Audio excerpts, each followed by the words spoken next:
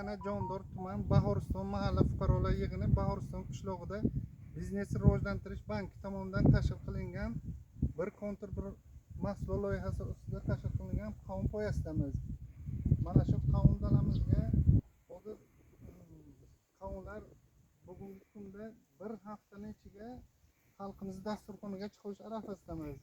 Buni agrotexnik tadbirlarga e'tibor qiladigan bo'lsak, buni hozir ekilganiga 60 kun bo'ldi. Mart oylarida qonunlar ekilgan. Bugungi kunda bir hafta 10 kunlarning ichiga pishish arafasida.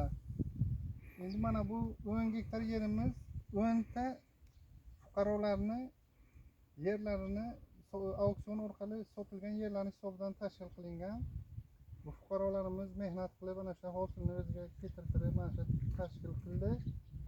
Bugungi kunda bir o'sha fuqarolarga yetadigan daromad xarajatlarini hisob qiladigan bo'lsak agar, o'rtacha har bir fuqaromizga 50-60 milliondan daromad olishga hissasi to'g'ri kelyapti.